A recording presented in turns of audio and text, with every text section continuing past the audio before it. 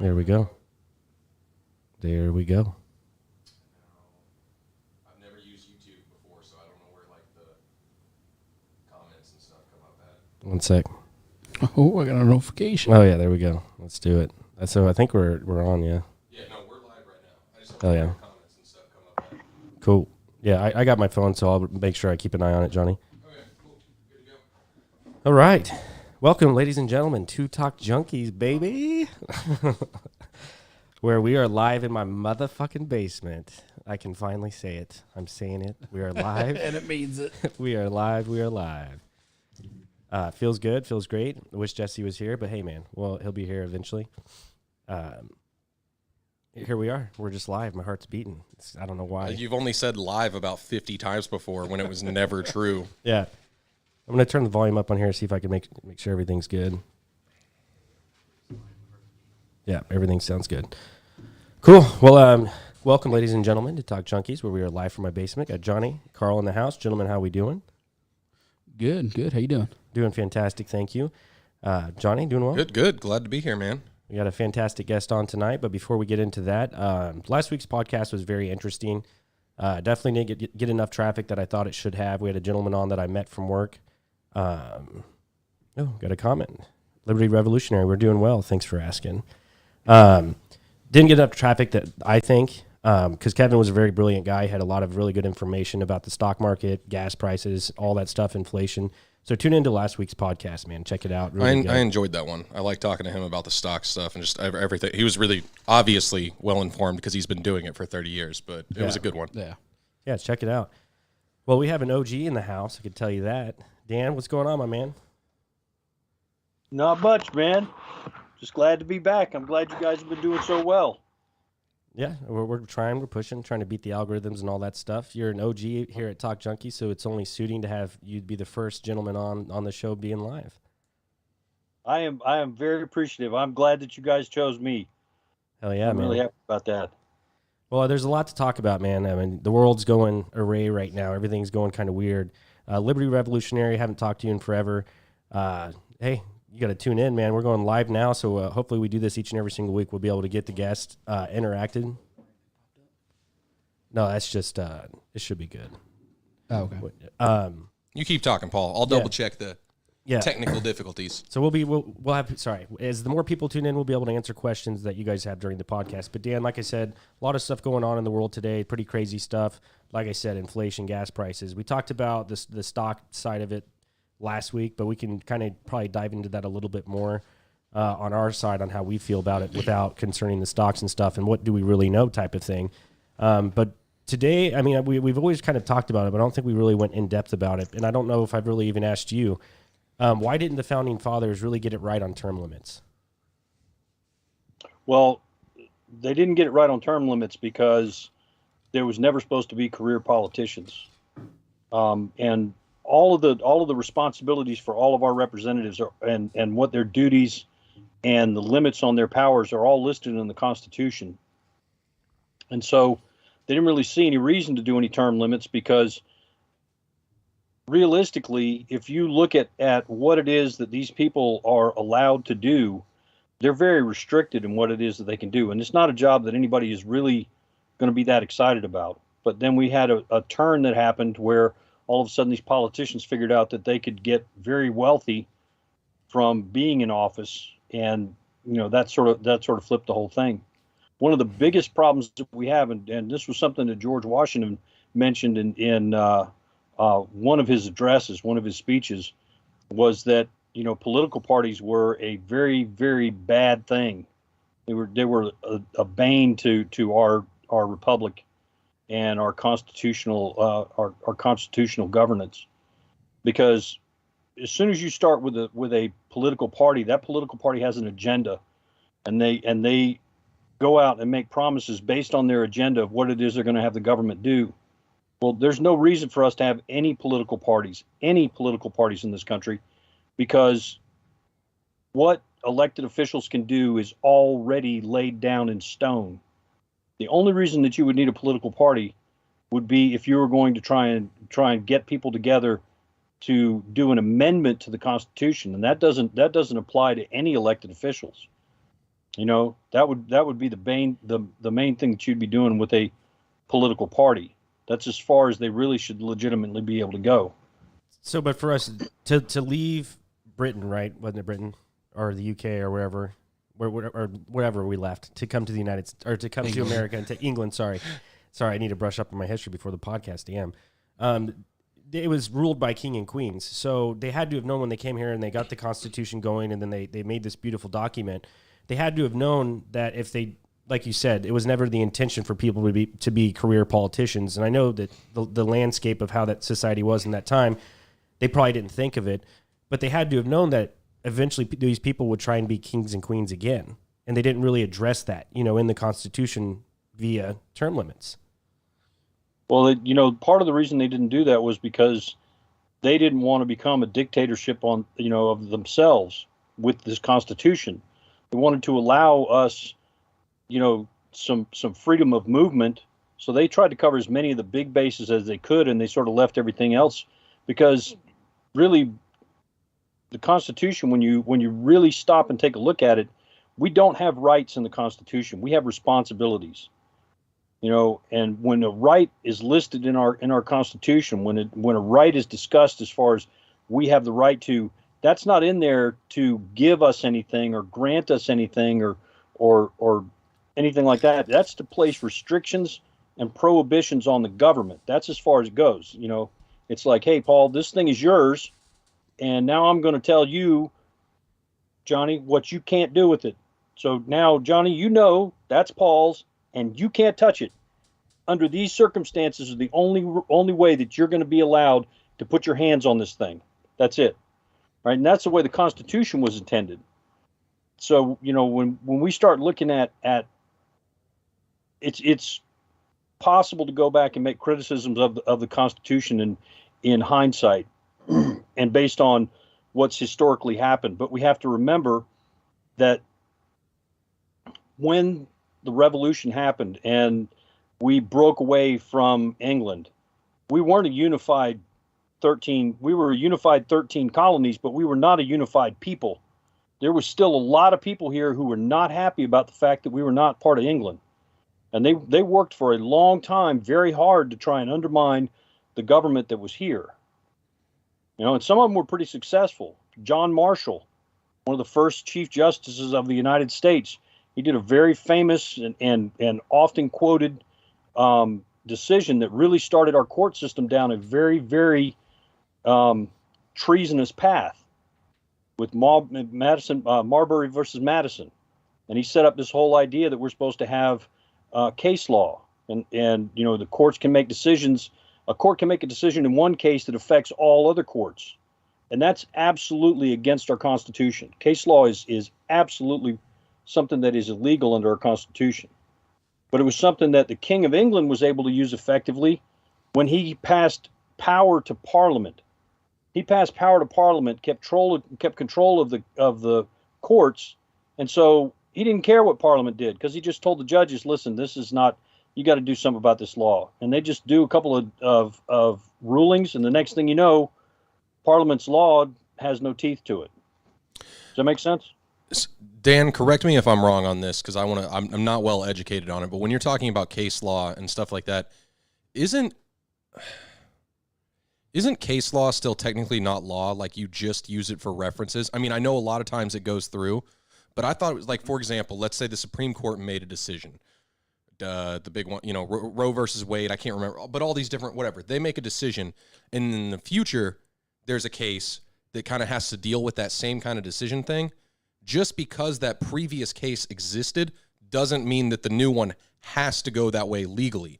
They can only use that previous case law or whatever as a reference for whatever they're discussing, whatever they're. Well, that's the way that it's oftentimes presented. But the way it actually works is they'll use that case, and the judges will be like, well, this other court, which sometimes it's a higher court, sometimes it's not. They'll say this other court's already made this decision about this 90 years ago.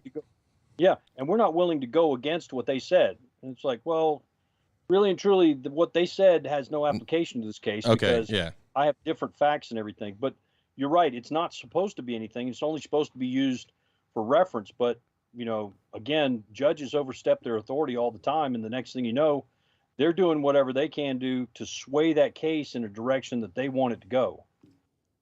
I just wanted to make sure that technically on paper it was, because that's what I was under the impression is that it's not like you don't have to, you can't like a case comes in and you say, oh, this case has already been discussed before, so we're going to go with this and we're going to throw it out because legally we can. So they're still doing that, but I'm saying on paper they're not really supposed to be.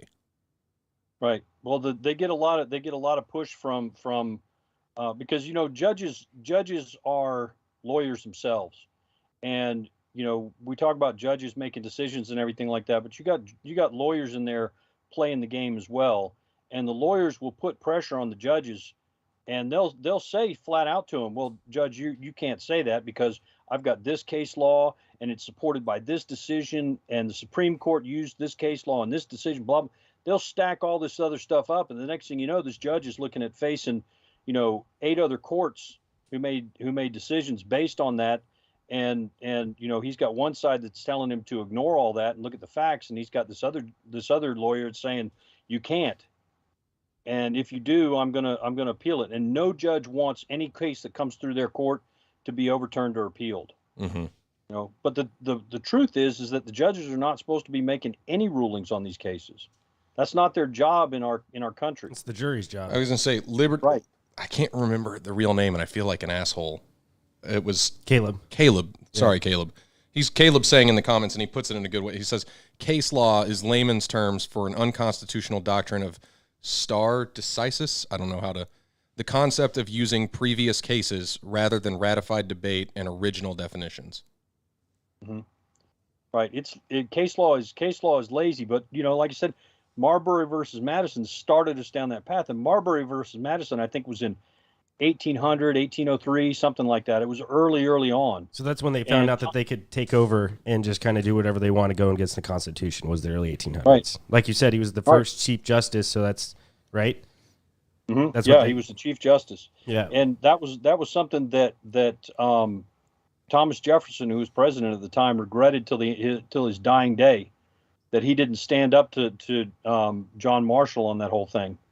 Because he saw in the time that when he was president and he died, he watched the change that happened in our country because the courts, especially the Supreme Court, was able to really and truly become its own legislative body and dictate the direction that the government and expand its powers in directions that the Constitution forbids. The fact that the Supreme Court is that everybody just accepts that they interpret the Constitution is crazy to me.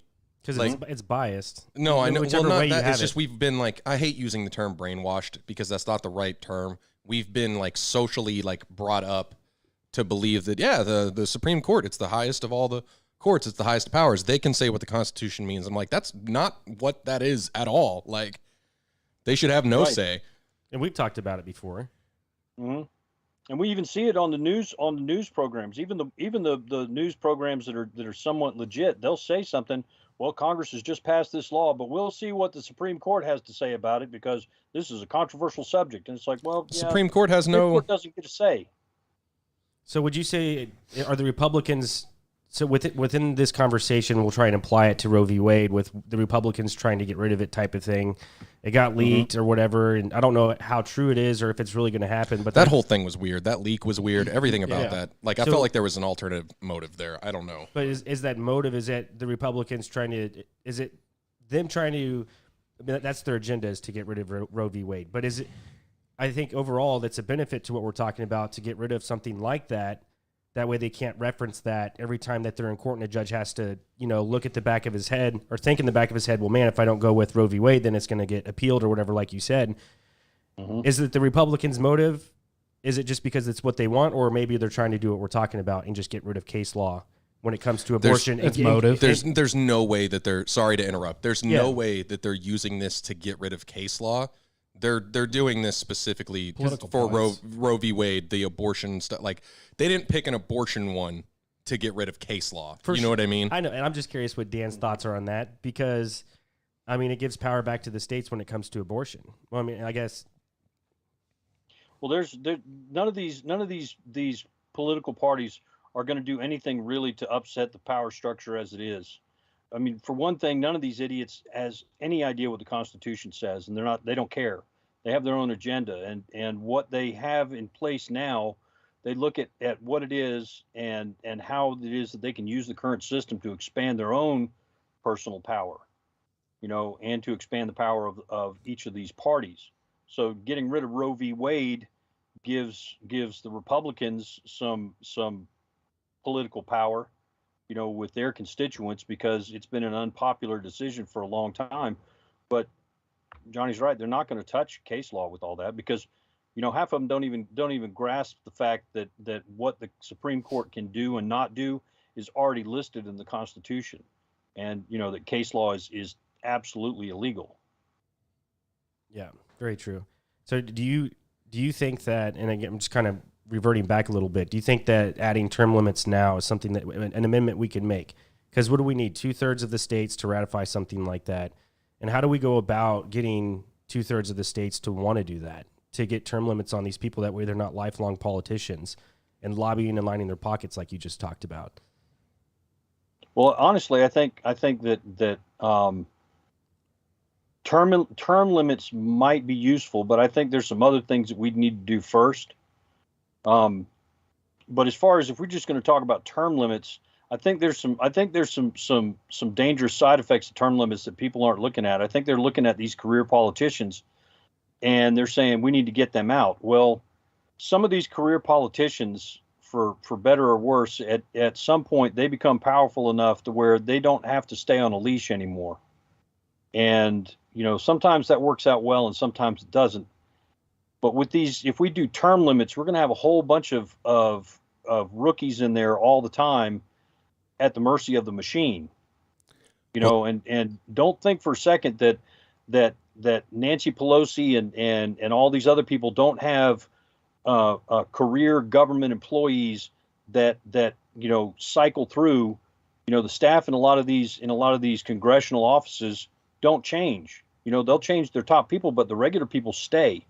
And that entrenched bureaucracy right there is something that has a powerful sway over what these guys can say and do, or will say and do, less so as they've been there long enough, but when you've got somebody coming in, I mean, we saw it with South Carolina Representative Nancy Mace. She went in and she got swept in by the system. I'm still not happy about, what she did, but she got swept in by the system, and she's so spineless that they just walked her right through and told her exactly what to do, and she did exactly what they told her from day one. Oh. And so, I think that's the flip side of the term limit debate. I mean, I think we got to look at that too. I was going to say, I want to add on to that as for just playing devil's advocate, the downside of term limits. Two things. One, right off the bat, and this is with every subject we've talked about, it goes so much deeper into corruption and greed and all this stuff. There's so many other problems that would have to be fixed to even get to the term limit problem, But even then, let's say that all those problems were fixed. Another issue you run into, like you said, having rookies and stuff like that in there. But even without that, now you have people who are limited to let's say it's 3 years or whatever. That's their limit or whatever. They're like, okay, I've made it to this point. I've got the power. And they're not there for the good of the rest of the country. They're like, I only have 3 years to get as much money as possible. Kind of like these CEOs at corporations that are they basically break apart and destroy the long-term health of a company for short-term stockholders and stock options and all this, so that they get a big bonus. They're like, I'm only going to be CEO for 2 years, but I'll be damned if I'm not getting that $43 million bonus year one and that $50 million bonus year two, because I'm going to make stock prices go up. Who cares if what we're doing right now hurts the long-term reputation of the company? And I see that being the same thing with term limits as far as the United States government goes. Yeah, like the CEOs who come in and they realize that they need to raise revenue or raise profits, so they'll go in and they'll fire a whole bunch of essential people. Exactly. Or just fire a lot of the workforce, put all the pressure on the rest of the guys, and it doesn't matter because those guys who are working this extra time, they'll work for 2 years before they finally just give out and quit. Yeah, and it looks good on By paper that to the time, stockholders. he's got And his bonus and moved on. exactly. Well, I mean, something's Yeah, I got see what you're saying too. That's a point I hadn't really thought about so much with term limits, but that's definitely a danger as well. I understand you say that there are things that need to be fixed before we look at something like that, but if we don't do anything, and I know that's not what you guys are saying, you see where not having term limits has led us. So this is the landscape that we're in, and we see exactly what it is, and it's very frustrating to live in moments like this. And not having term limits on what? Because I'm not, once again, not well educated on this. I know that president is 4 years.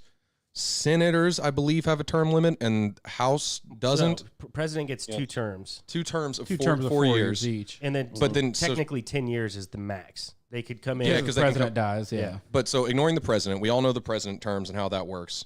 What about like the Senate and the House? And all? I don't know the terms, is what I'm getting For at. Senate, there's no. They're just elected officials. Senator is 6 years. Okay. And then there's no limit on the number of terms they can serve. How many terms? They have. Okay, correct, yes. okay. That's I'm trying to Representatives- get the actual like the data. You know what I mean? Yeah, senators and House representatives, there's no max term limits. They can be lifelong No. politicians. Okay. Right. But what I'm saying is, it's know- like, look where this has led us. So, I mean, it's like we can't just sit back and continue to allow this to happen. And I know you said you would do other things first, so I'm kind of curious what those things are. Obviously, I don't think that lobbying should be allowed within Congress and all this shit. Whatever, maybe that's one of the bigger ones. Lobbying I- and donations to campaign funds, all that shouldn't be allowed. But I think that, I mean, I'm more or less willing to take the risk of having term limits invoked because I think that the outcome would be better than what we have right now.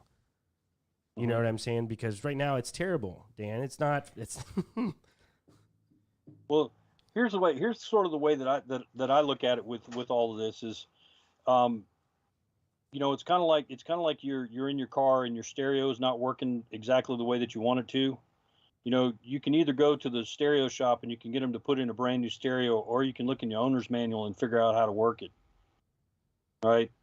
And if you figure out how to work it and it's still not doing okay, then maybe you should go to the stereo store. But we still got to look at the owner's manual and figure out how to make this thing work the way it's supposed to before we start trying to. That's my point. Is my perspective. I'm going to buy a new car. Yeah. That's the term limit. You get a new I'm just gonna- politician. Stereo's broken. Let's get a whole new car. There's a lot of people who want to do that. I talk to people all the time that start talking about the Constitution and everything like that, and I'm like, it's great that you have this great idea that something different that we don't do. And Johnny, I'm not saying you're saying that. No, I was just making a joke about the car, but yeah, but the thing is that these people have these great ideas, and I'm going, okay, well, that's super, but you're going to tell me that you have an idea that's better than this room full of geniuses that came together for a moment in time for a single purpose. They were of single mind with all of this, and they didn't come out of it with an agreement on what they had written, but they came out to agree. They said,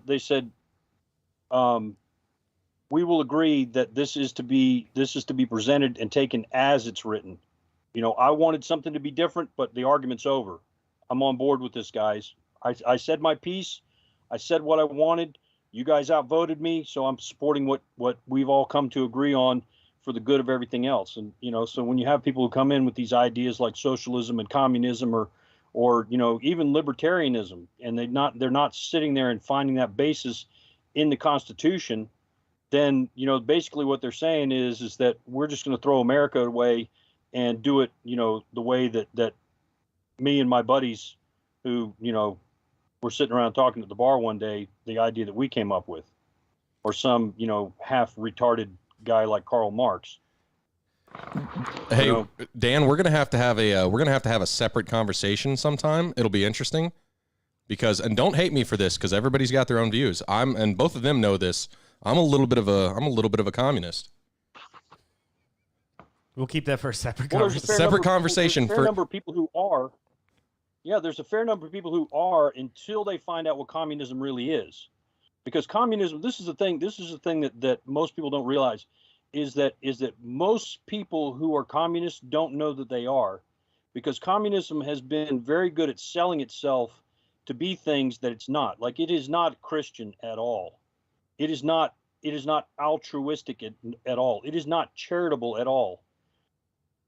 Communism is, at the end of the day, a very brutal and authoritarian form of government. There is no give in it. There is no charity in it. There is no nicety to it. It's dressed up in flowery language and everything. From what is it?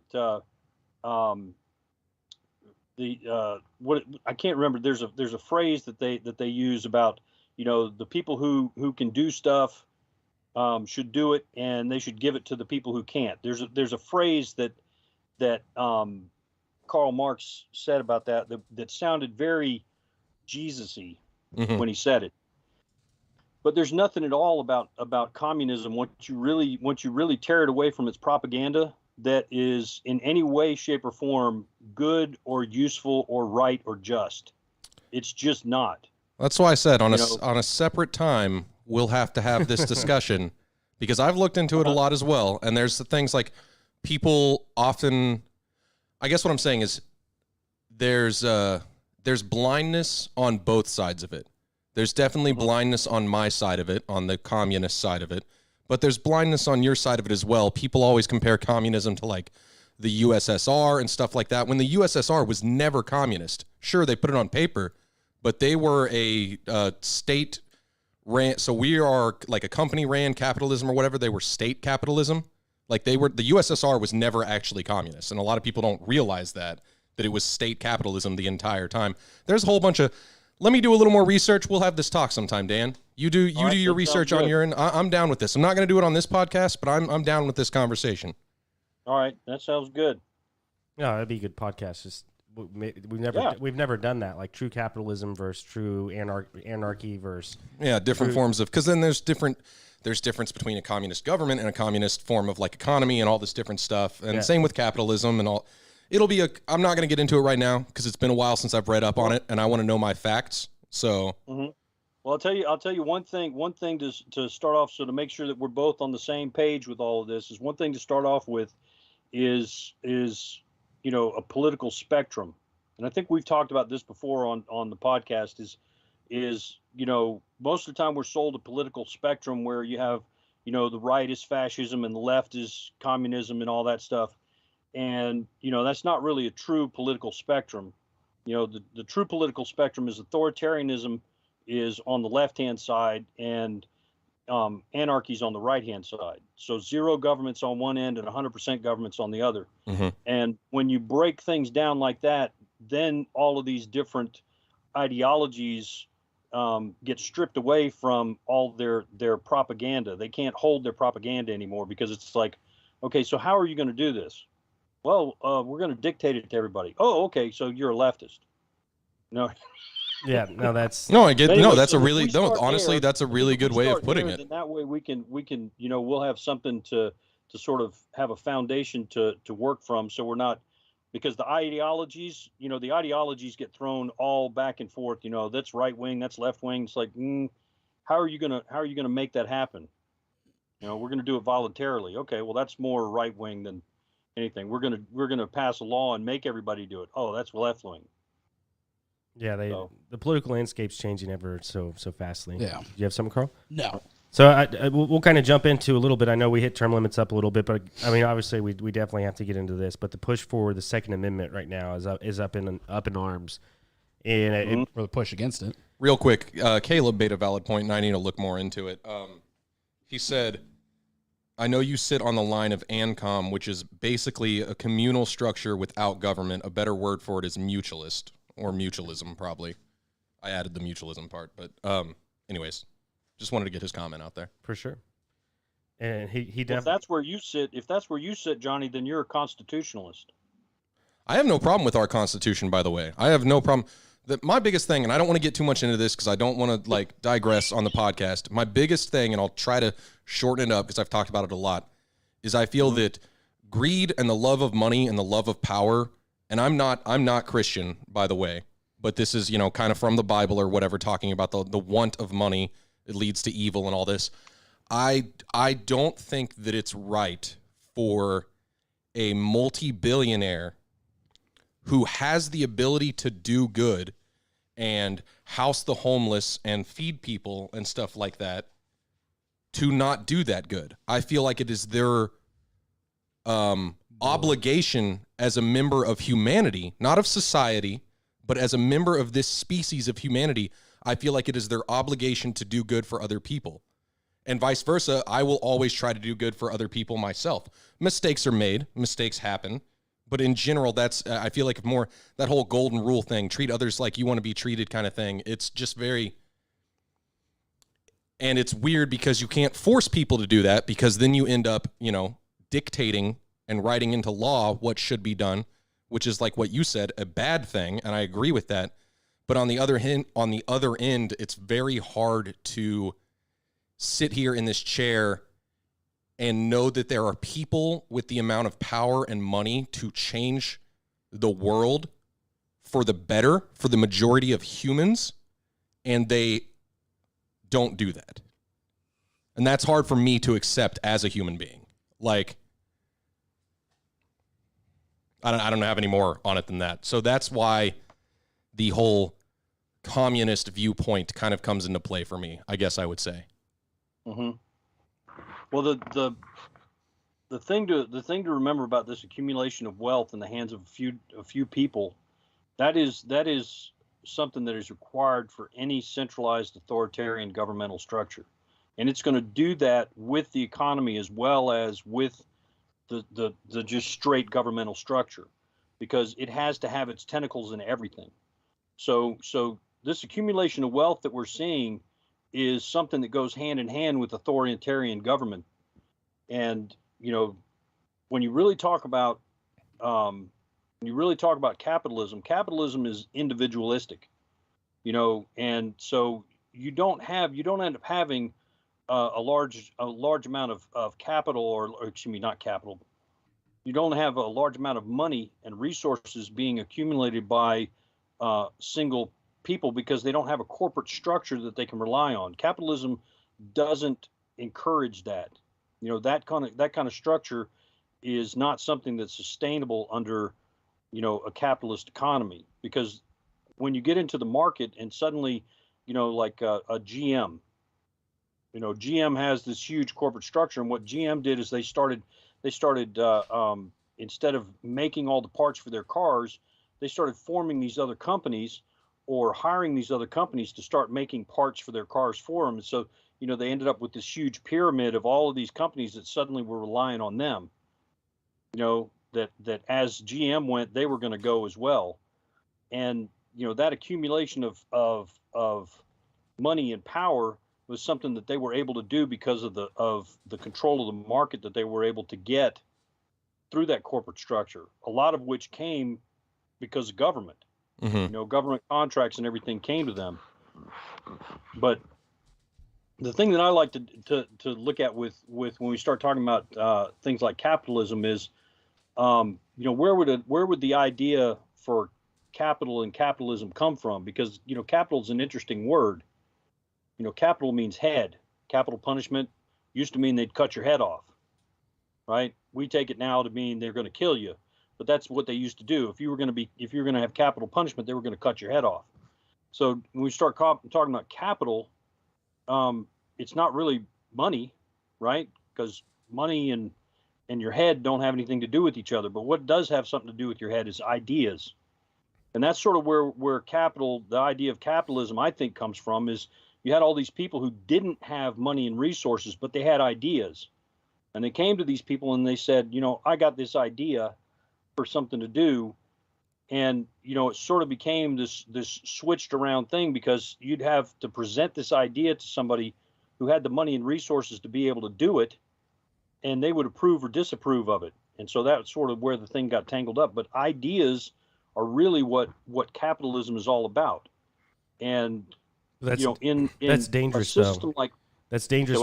That's dangerous whenever they don't have the resources to do it, and they have to go to someone who's rich and does have the resources, and they have the power to either say yes or no. It's a lot of power. Mm-hmm. That's a lot of power for capitalism, and in the hands of very few people. Well, and that's one of the things that was so great about America is that we had such a tremendous amount of opportunity and an economy that was so strong that I'm sure I've mentioned this before. Our economy was so strong and our money was so strong that in 1800 you could buy a horse for $20, and then in 1900 you could still buy a horse for $20. Oh yeah. So there was no real change, and that is something that allowed people to be able to get money together to pursue their ideas. And that was one of the things that really drove the growth of America, is that we had people who were able to go out and in a short period of time, through working hard, this ethic of hard work, that's where that comes from, is it's not just the fact that you go out and work hard, it's the fact that you could actually make some real money. I mean, you could go and buy a week's worth of groceries with a nickel at one point. And you can't do that now. But, I mean, half your paycheck goes to groceries now. And see, that's where I think that some of the greed that I was talking about from these higher up, from these, I won't call it capitalism, but from these corporations, from everything like that, that greed is what really hurts us, because I feel like, and maybe I'm over exaggerating, but there's other times where I feel like I'm really not over exaggerating, when people don't realize that a lot of first off, the middle class has basically disappeared. You're either poor or you're wealthy. There's not a much of middle room, and people don't realize that. But also the fact that, like, we all, in a way, we have our freedoms. Yes, it's not a third world country. We're on the internet right now streaming. You know what I mean? Like, I can go home and watch Netflix and jerk off and do whatever I want. Like, yes, I'm free, quote unquote free. But at the same time, we do have a certain level of indentured servitude where we're not free. We are working for these higher ups, where it's like, if you don't go to work, you don't get the basic right of survival.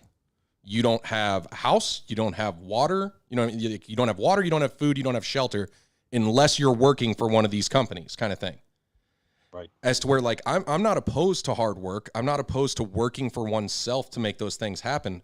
But the more these companies have grown, it has made it harder, and with the government's assistance, doing stuff like you can't collect rainwater, you can't own your own land, all this different stuff, they've made it to where we are indentured servants, and people don't realize it. Yeah, it's not as bad as it was back in the day, but we are still in a form of indentured servitude. There are people that, the fact that 60% of Americans live paycheck to paycheck, that's insane. That is indentured servitude.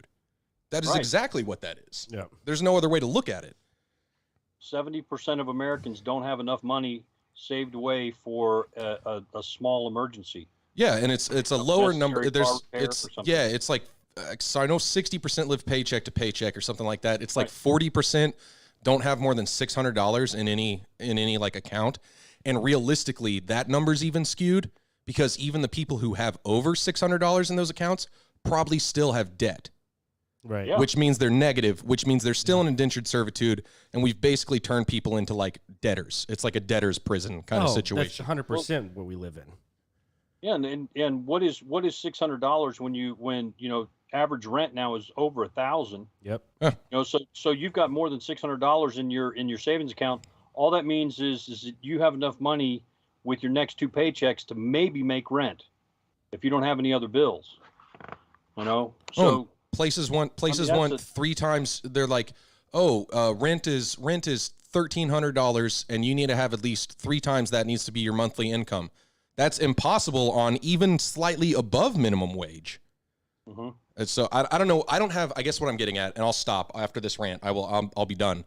But it's always bothered me that, like, I don't have a solution. I really don't. I don't have a solution other than people being better to each other, kind of thing. I really don't have a solution. I don't have anything to say other than, and I have to be careful what I say, especially while live, but that there are people who, like, you should not be a human being if you are only stepping on people below you and constantly consuming and hoarding resources, whether that be other people's time and labor or money or whatever it is. If you're like hoarding that makes you an evil individual, in my opinion.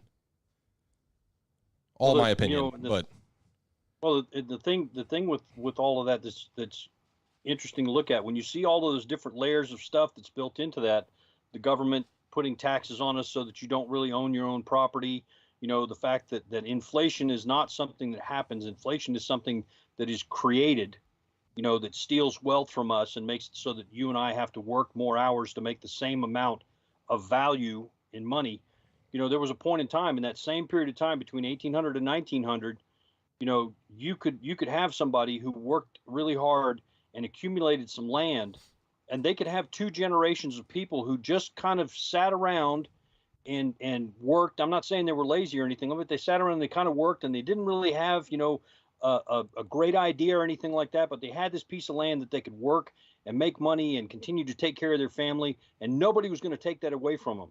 And that was wealth that they could, at some point, two generations later, somebody could say, you know what, I've got this idea. And that wealth was sitting there for them to pull from to be able to do something. And that's gone now, like you're talking about with people who live paycheck to paycheck, people that don't have more than $600 in their bank account.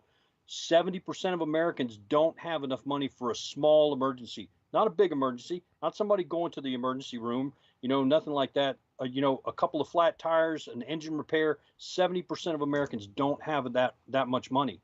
And there's no reason for it to be like that, because this America is still 30% of the world economy.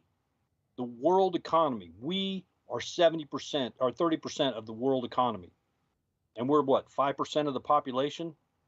I'm just throwing that out. We're probably less than that. But the power that we have and everything. One of the things that's amazing about America and the Constitution is the power that it places in our hands, even when we're not using it. Our Constitution has been under attack for over 200 years, heavily, and it is such a solid rock that they still haven't been able to crack it. They still have to go back to it and apologize and make excuses and come up with ways to get around it, crafty little stuff, and then they got to sell it to us for 10, 15, 20 years. They're still trying to sell gun control. The Constitution was so well written that they haven't been able to figure out a way around it.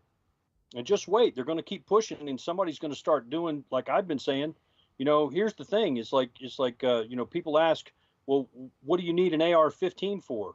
Give me one reason why you need an AR-15. Oh, I'll give you a reason, because it's required in Article 1, Section 8, 9, and 10, and in the Second Amendment. It's required. You are required to have weapons, because you are the militia. And that's the source right there, Johnny. That's the thing. For all these reforms that you're really looking at wanting to make, it's all already in the Constitution. And I know that, it sounds like I'm being this cheerleader guy. If you really look and read at the Constitution, and not just read it as like an historical document, or read it as the way that somebody has told you what it is, because I caught myself doing this before. People would tell me, this is what the Constitution says. And I would read this part of the Constitution, and I'd look at it and go, I see how they're right. But I was just looking at that one small part. When I actually read the whole thing and then looked at how that part fit in, I'd be like, yeah, they don't know what they're talking about. They're completely wrong, because, we have things that are within the Constitution that are justified, are things that our government is doing that they justify by particular sections of the Constitution, which, they ignore the pieces around it that define that make that really, really clear. Like the necessary and proper clause is the one that they like to pull out all the time. The Congress shall be empowered to write the laws and do whatever is necessary and proper to carry out the foregoing powers. Okay, it doesn't say necessary and proper to do whatever they want. It says the foregoing powers, and then it lists them. Well, they don't go into all that, right? Because if they go into all that, then all of a sudden, the Federal Reserve is off the table. Social Security is off the table. All these other things are off the table. It's not within their power to do. Sending our troops across the seas is not in their power. There is nothing within the Constitution that authorizes the government, even the chief executive, even the president of the United States, to send troops overseas to fight in a political war, for a foreign government, to put into power a government that is friendly to not our interests, because I don't care what they do in Vietnam, right? I don't care what they're doing in North Korea. I don't care, right? It doesn't affect me. Globalists want to say it does, but no, it doesn't really. Because when you really get down to it, if America was to start saying, you know what, everybody else, you can just forget about us. We're putting up a big wall and we're going to take care of America, and y'all can all just, drop dead for all we care. They probably would, because America feeds the world still. If not just through the products that we produce, it's through the technology that we've sent out. And most of these people cannot maintain these machines, cannot maintain the ways that they do things without constant supervision and input from us. I mean, it's amazing when you really get down and look at what the Constitution pushed America to be and allowed America to be, and the kind of people that Americans became because of the freedom and the responsibility that was placed on us. And I think that's the part that we've lost a lot of nowadays, is the fact that the Constitution lays responsibilities on us. And those responsibilities are exactly what you keep talking about.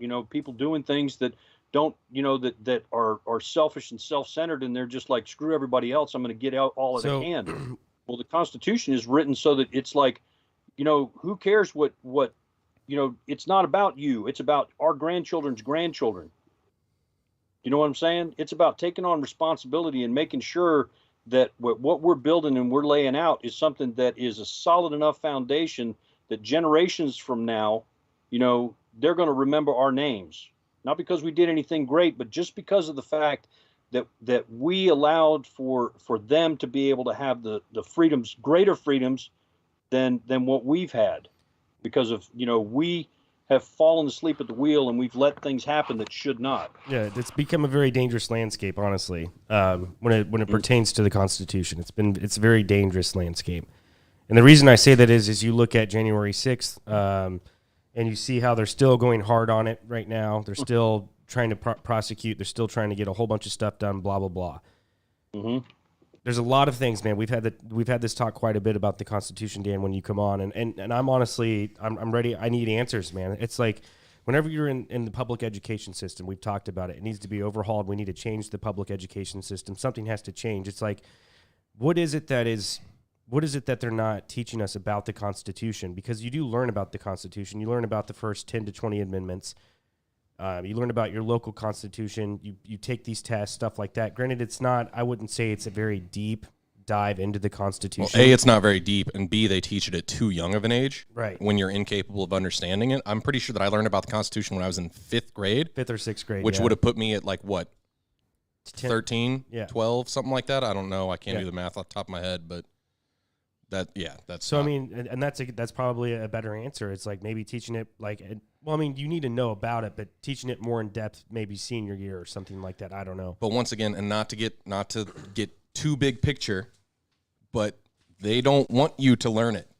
For sure, no, I agree with that, and I think that's where that's where it's become a very dark place, man. Again, we've had these talks quite a bit, and I love the Constitution. I love the rock that you say it is, Dan, but unfortunately, man, and I'll say this every time that we have this discussion, man, like, it's not followed. You see it, and again, not everything you see in the news is true, but my God, dude, what they're doing is they're literally, it's diarrhea all over the Constitution, man, is what they're doing. They're not shitting on the Constitution. It's explosive diarrhea all over the Constitution, man. It's bad. And right, but that's the thing, is that they're not supposed to follow the Constitution. The Constitution is a contract between me and you. No, I understand that, but if that contract turns us into terrorists, bro. That's what they want to call us. Right. That's what they want to call us. But the fact is that the Constitution is really like that list of rules that you left for the babysitter, and you said, here's the deal. This is what the kids can and can't do while I'm gone. This is what you can and can't do while I'm gone. And you come back and the babysitter didn't follow any of those rules. You got a choice. You're going to put your foot down, or you're just going to let it roll. They're more like guidelines. Nothing. Well, I mean, you can let it roll as long as you want, but those rules are still there. At any point in time, you can enforce them. But you can, and I think that's the thing, is that everybody is looking at you know, this enforcement of the Constitution as being this big scary thing, and it's not. The thing is that when you really start looking at the Constitution, and you really start just taking apart what it is that the government is and is not allowed to do, if we just start pulling a few of those pieces out, like Who's that we? Jenga thing, Who is the we? Jenga tower. Who is we, You Dan? start pulling a few of those pieces out, and the next thing things start to get a little unstable, and the rats start hopping off that ship because When you say that, who are pulling these pieces of off the Jenga? Who is it? Everyone? Who is it? The American people in whole have to do it? well, it's gonna end up being a few people at first. People are gonna have to choose to do what it is that they're doing. I'm doing it my way. Trying to pick apart the system in my own way with through the courts, because I think the courts is where I can get the most traction. But there's other people who are doing it other ways, and once I think for most people, it's a matter of seeing that something is working a little bit before they're willing to hop in behind it. Unfortunately, but I mean that's the way it is, because a lot of people, we've been set up in a situation where there's a lot at risk. Not just because there's all this stuff that you could potentially lose, but you're right there on the cusp of losing it anyway. I don't have the time to people say this. I don't have the time to do that. I got to go to work, right? Mm-hmm. You have to go to work. Yeah. You have to do all this other stuff because you have to maintain, and they've been putting the screws and putting the screws and putting the screws to us to make sure that as many of us as possible are at that subsistence level, Yep. so that we don't have the time to Yep. go to go to Washington D.C. on January 6th to make our voices heard. So that we don't have the time to go to the school board meetings and say, yeah, you guys are not doing that. We're not doing this trans education stuff for our kids. We're not doing critical race theory. We're not doing that stuff. So all of these bureaucrats get to get away with whatever it is that they think is best. And that's back to the indentured servitude thing, where they just keep us so like, you have to go to work, you have to do, like, you literally don't have time, because if you take time out of your day to fight for your own country and for what you believe in and stand up for what you believe in, you're not going to be able to survive. But they're not. Because you're either treasonous, whatever, all that, or because you can't afford a place to live and water and food and all this other stuff now. Take care of your kids, whatever it is. I agree with that indentured servitude or whatever, but you do see these videos of people going to school boards, and they're going against these things, saying, "Hey, why are you teaching my children these things?" Or going to, or like you said, you're going to the court and you're trying to do it. Or you have Missouri, like I said, Caleb, thank you for tuning in, man. They were a big proponent of getting the Second Amendment Preservation Act passed. So there are those people who are doing those things, but then in the wayside, you see these things when they're trying to do these things, like in these videos, whenever these parents are at the school board members are just like, I'm not listening to you. Like, we don't really care. This is what we're going to do, and you really can't do anything about it. And then I want to have Pat on, and Caleb as well, to get an update on the Missouri Preservation Act, but I'm pretty sure that's still being attacked, and they're trying to get rid of the teeth of that to where we're not the freest gun state, so it's constantly an attack, like you said, and that requires responsibility that you talked about earlier, which no one, at least my generation from 1989 up, we've never had to fight for freedom. We don't know what it is to have responsibilities that go with the Constitution. Right. We don't know what that means. And that's been the way it's been for a long time, because they've changed the frame of reference so that we all talk about rights. I have the freedom to do this. I have the right to do this, and they framed it in such a way so that it's all this complaining about stuff, rather than looking at it and going, this is my responsibility. If I, it will not. If I don't do this, it will not get done. And that's sort of the mentality that we're going to have to start employing And I'm not saying that to be critical of anybody or anything, but everybody's got to start looking at it and figuring out what it is that they can do, because not everybody's in a position to be able to go to Washington, D.C. on January 6th. Not everybody's in a position to be able to go, to the nearest Antifa riot and try and tell them not to do what they're trying to do. It's not something that everybody can do, but not everybody can make it to the school board meetings or town council meetings, but everybody can do a little bit of something. And if we all sit there and go, if I don't do it, nobody will. If I don't do it, it won't get done. And the next thing you know, you are there, and you didn't call a whole bunch of people to do it, but the mentality brings people. And when it's one guy standing there saying this stuff to the school board, they can blow them off. But when it's one guy talking to the school board and he says something and everybody goes, exactly, they start clapping and raising their hand. Now the school board is like, oh, well, there's 50 people in here. And, they at least have to put on a public face of saying, well, we've reconsidered our position or something. They may still try and do the same thing, but the pressure builds. Now suddenly, they're having to fall out of line in a public way. And, the pressure builds and the dominoes begin to fall. And that's kind of what we have to fight against, because these politicians and bureaucrats are able to profit from the fact that they've been able to steal wealth and freedom from us for a long time and have no real repercussions, no real repercussions to any of that. So is the first step, and once again, there's things that I would like to say. There's a quote in here from Caleb that I'd like to read, but I'm not going to read just because you get into this branch of advocating things and all this. Anyways, is the first step then, and I hate using this term like woke or wake because it's used in about 15 different ways for whatever your viewpoint is, but in general, is the first step to just preach or inform to other people that we should all want to be involved and have that, hey, this is my responsibility, because it's hard to get people to come together.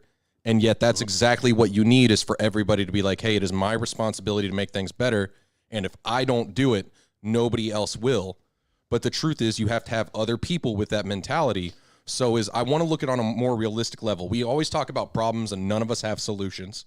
And I still don't have a solution, but is a step in the right direction, like what we can do today kind of thing, is informing other people of this and trying to get, one soul at a time to be like, no, I need to step up and, make a difference and try to help. And then eventually you have enough souls come together that all believe that you actually have the ability to do it, whatever that may take. Well, like I said, you see Pat and Caleb and the Missouri Liberty Alliance and people alike came together and they made something like that happen. In Missouri, they made it the freest gun state in the United States of America, where we live. That was a small group of people, and Pat always said it, man. He's like, you'd be amazed at what a small army can do, or a small group of people, what they're able and capable of doing. Now, what we're talking about, I don't think, that requires a lot more people than what it took. No. You know what I'm saying? And I'm sorry to say it, and this is very dismal of me, and I don't want to go that route, but I think that we're past the point, man. I truly do. I think that the propaganda brainwashing machine that we have and instilled into this society is so advanced and so above what we can even comprehend. And what they've done. Well, it's a combination of that and keeping everybody down to where they're worried about their noses in their work, their noses in the ground. Hey, I got less than $600 in my bank account, paycheck to paycheck. That's part of it. I have to survive. That's part of it. All of the things that they have put in front of us, all of the hills, all of the obstacles, are very great and very large. And not only that, but if you are able to break through the system, then you got to worry about your life at that point. I don't know, that might be a little tinfoil hat. I don't know. But Dan, the obstacles, man, they're insane. It's insane, the amount of obstacles. And Caleb, I don't know what obstacles you guys went through with the Missouri Liberty Alliance. I know you guys said it took 6 or 7 years to get SEPA passed through legislation in Missouri. And that's just SEPA. No offense, Caleb. I don't mean, that's a small thing. But when we're talking about as a nation, right, that's very small. Yeah. It's really good that you guys got that, but I'm talking as a nation, as a people, that's a drop in the bucket for actual cultural, political change. But a step in the right direction. Yes. For the country. For sure. No, exactly. Well, and that's the thing about taking the responsibility. You know, when you say that if I don't do it, it won't get done. You know, that can be a lot of weight to go on, and it can be very discouraging. But it also makes it so that when you get those victories, they are that much sweeter and that much more energizing. You know, because really and truly, the situation that we're in, the reason they have to keep the screws to us so hard is because it doesn't take that much to energize people to continue moving forward. They need to make sure that we don't go to the school board meetings. They need to make sure that we don't start, doing these meetings where we're meeting with our community to talk about how to make things better. You know, but I'll tell you the thing that I believe, and I've said this before to you guys. I think the very first step in all of this is to read the Constitution, because it's great that everybody wants to do something, but let's face it, if everybody's coming up with their own idea of what it is that we're going to do, we're going to have 300 million different ideas, and nobody's going to be going in the same direction. If we're going to save America, we got to all be going in the same direction. And America is the Constitution. If the Constitution goes away, America ceases to exist. Period. There's no two ways about it. If the Constitution is undermined and destroyed, then America ceases to exist. And the globalists understand that. That's why they have been working so hard to try and not only get ways to destroy and circumvent the Constitution, but also to get us discouraged about it as being something that's useless. But the thing is that it's not useless. It's not destroyed. They can do and say whatever, but they still have to get around it. That's the bottom line, is that, they can put mud on it, and, they can do whatever they want. They can spit on it, they can crumple it up and everything. But at the end of the day, they still have to figure out a way to get around it, because you and I can sit down and read it and go, oh, no, you're not doing that. These politicians who voted for these red flag laws are in for a unpleasant surprise as far as the feedback or the backlash that they're going to get from voting for these, because they're absolutely unconstitutional. Red flag law is basically prosecuting you based on a phone call. No evidence, no nothing like that. It's just an open door to allow the police to come in and unconstitutionally, in full violation of the Fourth Amendment, come and seize your property and your person. So when the House comes in and tries to do sweeping gun legislation, they passed it, whatever, and then the Senate's going to vote on it. We know it's not going to pass, but let's say it did, and then the president approved it. How does that work? Because that's nothing that I know. I mean, that's definitely unconstitutional, because that goes against the Second Amendment, obviously. Gun magazine capacity, red flag laws, and the list goes on, and assault weapons ban. The House can't. They can't, I always love when they say assault weapons. I'm like, what does that even mean? They can't even. They by law or even by the Constitution, they're not even allowed to allow that type of legislation in the House to even vote on. Right. Right. But we let them do it. Yeah. Like, these people are crazy, bro. They just do whatever they want. They're just sitting. I'll tell you what would put a stop to that is if there was a couple more January 6th type events that happened when they started discussing this stuff. They'd stop that nonsense real quick. They start discussing that stuff, and a whole bunch of people come up there and say, no, stop right now. Y'all are not discussing that. Which here leads into the problem of using the internet and this outlet of media and whatever of communication, because everybody's monitored these days. You can't even have conversations like what you're talking about. And I won't branch it out farther than that, because you know what I'm saying. But you can't openly have those conversations, because then you're an enemy of the government, and they will come in and put you away, in some way, whether it's financially or actually like physically put you away, whatever it is. They will figure out a way to put you down. And they have made it near impossible to have those types of conversations with other individuals, which is your God-given right. Right. We've made it impossible. because we have continually allowed them to do these things. The FBI is an illegal organization. It's 100% illegal. There's not a police force in the United States that is constitutional or legal. None of them. Every city, every one of these cities and towns is a corporation. It's not a governmental entity. And those police officers work for that corporation. They have no authority whatsoever, and they constantly violate the constitutional restrictions on your and my property. You know, in order for anybody to come up and question me or seize me or you know, take or search me or anything like that, they have to have authorization prior to that. Just the act of stopping someone in the process of traveling is illegal. That is not something that the government is allowed to do. And we have allowed that. You know, that's the point that I keep making about why it is that it's so important that we really read the Constitution, not pieces at a time, and not, you know, just to you know, trace back and look and say, you know, well, this is why they can't pass these red flag laws, because it violates, you know, Second Amendment and Fourth Amendment. But read the whole Constitution and then come back and go, oh, well, look at this. You know, the reason that the Second Amendment's there in the first place is because we're all supposed to have weapons, and not just a few. We're all supposed to have weapons so that at a moment's notice we could be capable of defending our state, our country, our city. You know, we would be able to take action, you know, even as a police force, you know, deputize people to go out and pursue criminals or to take some kind of military action in a neighboring state. That's where we're supposed to be. But, you know, we've allowed that to get taken away from us, and it hasn't been. It's not just us.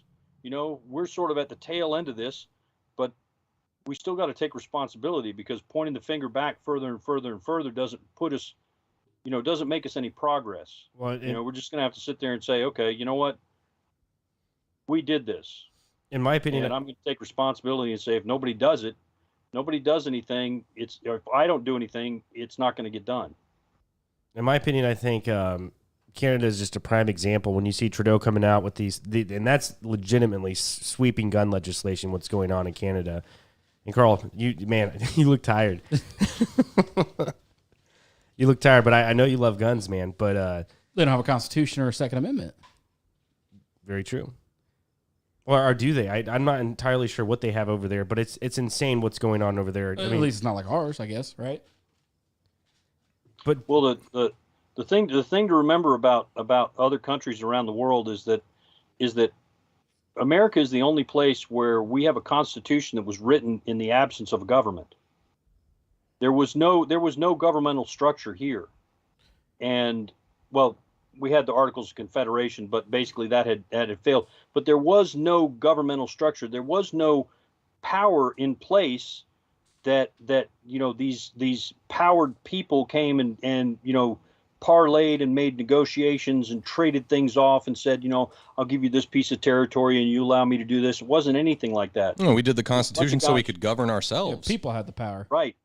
And that's why the Constitution could have very easily said, we, the authors of the Constitution, you know, but it says we, the people. No, I agree with that. But so when it pertains to Canada, and they're so close to home, which is what scares me, and you see Trudeau coming out, and I'd have to read all the legislation, but basically, I don't know when it goes into effect, but no one else will be able to purchase, I don't think, any weapons at all unless you own them. Mm-hmm.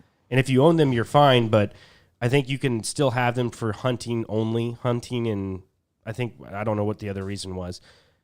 But to me, what that says, Dan, is one, I think Biden, and you see right after that what they're trying to do in the House and what they're trying to pass. But I think that, like, as each generation gets, you know, younger and younger, they're all, it seems to me, kind of for gun legislation. So I think whenever I get older, and I'm talking probably 50 to 100 years from now, gun legislation is probably something in the Second Amendment that might be gone in the United States in 100 years, because they're slowly using that propaganda machine for these younger generations to where it'll be a lot easier. They have these. I'll give you that. Yeah, they have all these things in place. We the people, they have the Second Amendment in place that protects it. And yes, America has all these things that other countries don't, but they don't necessarily. It's a long game for them, and they're willing to take this long game and try and bite at it like a shark every chance they get to, even though they know they might not be able to get the prey at that time. But eventually, they will get it. No, I never thought about it that way, but I could 100% see that, because you take right now, if they were to try to like do red flag laws all over the United States, multiple different states and all this, come in, take people's guns and stuff, it would never work, right? Because of the amount of gun owners who would say no. I mean, I would say no at my front door. You know what I mean? Like, you're going to have to take my life. Like, we're going to have to fight, I guess, is what's happening, because it's not going down like that. And there'd be a ton of other people like me who were doing that same thing. But you're right, Paul. If the propaganda machine moves on, and younger generations are like, oh, we're against guns and I have no reason to go buy one and I never want to and all that. Eventually, when we're all long and, we're dead and in the ground, like, they will get away with it. Yeah, 100%. Well, and they have been doing the long game. I mean, that's one of the things, one of the points that I was going to make with other countries and the Constitution is that all other countries are authoritarian countries. The government, when we talk about an authoritarian government, the government is the source of its own authority. That's what makes it authoritarian. So when Trudeau and the government passes this whole legislation about guns, it's the government that's going to have the discussion back and forth within itself about whether they're going to do anything about it. The people can bitch and moan and fuss and complain all they want, and if they get up in arms enough, maybe over in Winnipeg they'll stop doing it, but in all the other provinces they'll do it. And then they'll pressure Winnipeg into doing it. And that's what they've been trying to employ here. In other countries, they can do it much more quickly because there's no restrictions on the government, no matter what the law says and no matter what, kind of pseudo constitution they pretend to have, they don't. We have something different, and that's why it's taken so long. But it has been a long game. I mean, even though, I was talking about from 1800 to 1900, all this great stuff with the United States, there was still an effort to undermine and destroy our Constitution at that time. These wave of immigrants that we had over and over again, that was not a benefit to the country. That was not something that was good for us. That was authoritarian countries in Europe and people here in this country that were plotting against our government that wanted to flood the system with people who were not Americans. They wanted to flood the system and overwhelm Americans and make it so that these people would start voting in the way that they were raised and not with our Constitution and not along on those lines. What they didn't count on was that these people were so excited about being in America that they actually started learning about it and started taking up the whole cause of America. So it backfired on them, which is why in the 60s they changed over to only importing these people from third world countries, that have no European background, that have no European historical thing in common with most Americans. They're used to being second-class citizens. Most of these people who come over here, they're used to that. That's the mentality they have. So when you start talking to them about rights and restrictions on the government, that's so foreign. That is such a foreign concept to them that it doesn't even compute. Yeah, it's not even something that has any place to register with them. So they become a de facto force to undermine our Constitution. Yeah, because they're getting voting rights. The agenda keeps going along, and they keep pushing it. They keep pushing and pushing and pushing, and more people are buying into that. But we have the opportunity, and this is why our grandchildren's grandchildren are going to remember our names, is because we're going to hold the line on that stuff. We're going to be the ones who say that's enough. The Constitution says this. You're not allowed to do that. You're going to have to take a step back and get in line with the Constitution, and we'll see what happens. Well, we are a little bit over the hour, Dan, and Carl looks extremely tired. Carl, no, let's keep going.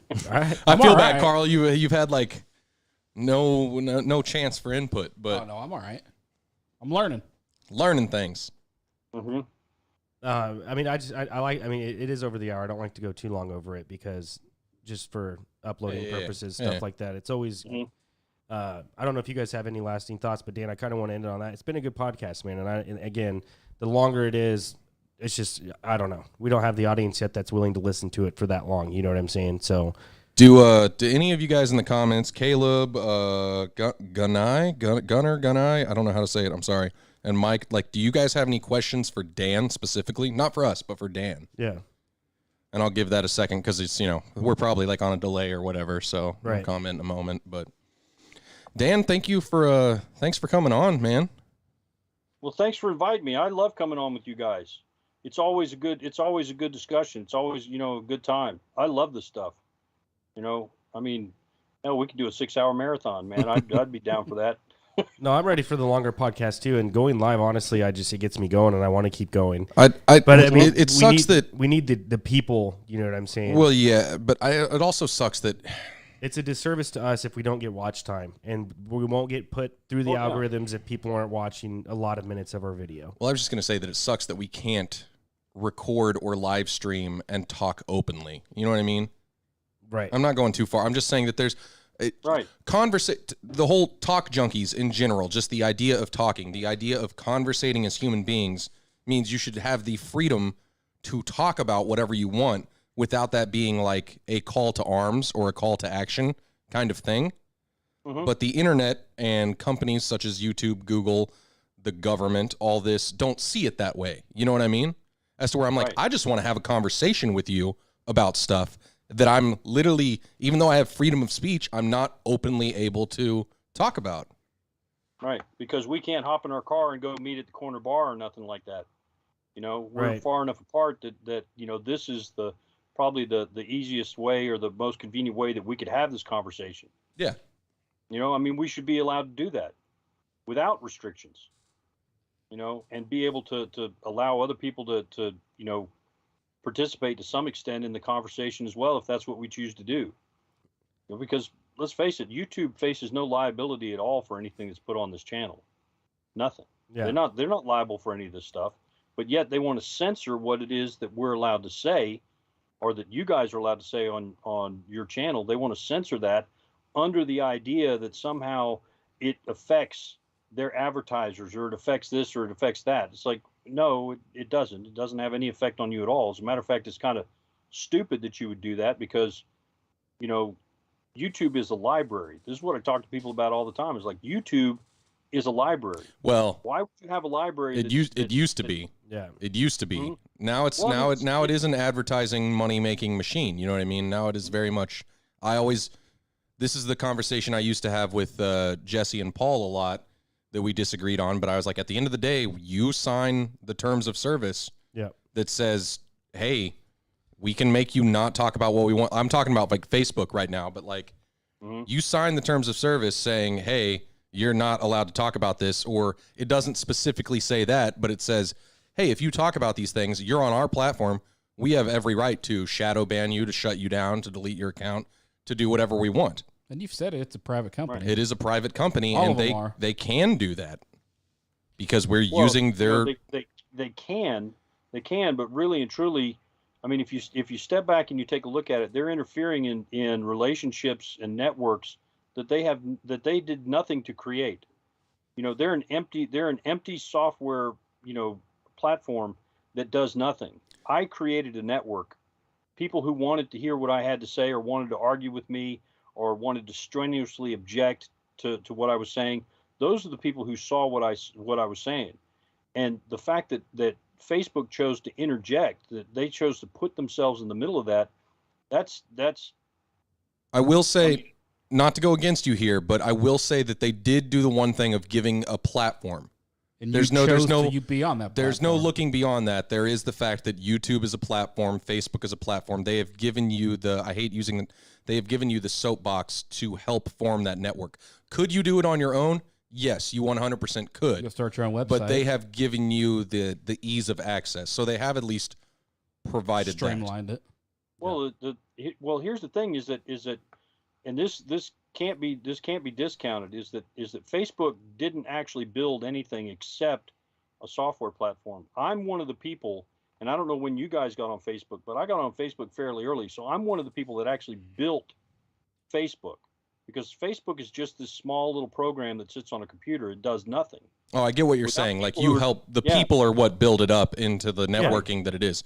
100% agree. When I was first getting on Facebook, I was doing just goofy, social stuff and playing games and doing all this stuff. And I was encouraging people to join. And so, it was people like me and probably people like you that were building that network. Facebook didn't do any of that. They couldn't. I mean, I grew up in the period where we used to have what was called bulletin board systems. I used to have a whole like Facebook setup on a computer that I ran from my house, and people would dial into it and play games and do all that stuff, and then log back out, and we had discussion boards and all that stuff, but it was all local. It was a small number of people. You couldn't really build a whole network with that without the internet. And who is it that built the internet? I said, you and I built the internet because our tax dollars are what paid for it, and our tax dollars are what built the whole thing. And Facebook is profiting off of the expenditures that we made to do that, and then the network that we created by joining up and talking to each other. And now they want to limit that. Yeah, it's frustrating. So we'll leave it with one last question. Sorry, like I said, I don't want to go too long. Eventually, I'm down to get into those. But as Guneye said, he doesn't have so much a question for you, Dan, but he wants your thoughts on people wanting big government. What are your thoughts? There's plenty of people who want big government because they think government solves problems, but all it does is it gives you this feeling that they're going to take care of your fear, and they don't. We're going to pass this law. Well, the law doesn't do anything. We're going to add more cops. Well, the cops don't do anything. The law does not stop criminals, and the cops will never be there in time for the crime. The only way that we stop crime is when we're all police officers. We're all in the militia. We're all armed. We're all ready, and we're all ready to take action in favor of our neighbor. Like, we've talked about this a few times before. I see something happening at your house, Paul, and I come over there to see what's going on, and you can freely tell me, Dan, you know what? It's none of your business. I'm like, fair enough, Paul, I'm gone. Or I come over there and you go, I need some help. Like, dude, ready for it. Let's get busy. Let's find out what's happening. Let's take care of this. And that's when things are going to stop happening. That's when this, the problem of crime and all this fear that everybody has is when our neighbors are looking out for each other and people are not looking out to the government to handle all of these problems, because that just puts things further and further out. I agree 100%. The more you expect the government to do, the less responsible you want to be. That's the big kicker with it. Rock on. Well, next week is Father's Day. I'm not sure. And I know that. I won't be able to be here. Yeah, for Father's Day. I know you probably won't be. Probably now. Yeah. If you're down, Dan, I'm down to do another podcast next week. We could have Caleb on. And we could shoot the shit, man. Caleb said he has some questions, but it's too much to put in writing. So I completely agree with that. If you're open, man, just shoot me a text and let me know. I'm down to do it again next week. Just let me know, my man. Well, we'll have to see. I might be able to do that, but I might be traveling next week. I'll have to see and see. But I'd be down for that if I'm available. Yeah. Cool. Let me know, and then Caleb, I'll shoot you a text. I got your number, man, and we could have a really good podcast because Caleb over there, they have a really good following with the Missouri. They changed the name. Missouri Freedom Initiative. Missouri Freedom I believe. Initiative, Sorry if I butchered that, Caleb. I think that's what it is. Yeah. And maybe if Pat is in. If Pat's ready, maybe he could join as well. It'd be fucking awesome. You should get on here sometime and you be like Joe Rogan and you just mediate, and then it could be Caleb, Pat, and Dan all talking, and you just chill in the background and let it happen. Hell yeah, that would be dope. Dan, thanks for coming on, man. Guneye, Mike, Caleb, thanks for tuning in, man. It's awesome. Thank you guys for being a part of our first live stream. I don't care how many people watch. It could be 0. I'm going to fucking live stream every single week, baby. You should, man. You've got the ability to do it now, and we'll get better at it as far as like figuring out what you need to do with thumbnail, title, all that jazz, blah, blah, blah. Definitely. Yep. Sounds good. Well, thank you. Congratulations, and thanks for having me on. Yes, sir. Appreciate you, Dan. I hope you guys liked and enjoyed this video. The best thing you can do for Talk Junkies is like, subscribe, and share this to every contact in your phone. Just open up your phone. Once we're done, you press share, select all, and that's the best thing that you could do for Talk Junkies, and spread the message on how the Constitution can protect America and make it a better place overall. To all our junkies out there, stay fly and ring the bell. And then this is the awkward part where Paul shuts off the stream. Johnny does finger guns. So don't do anything on that, Paul.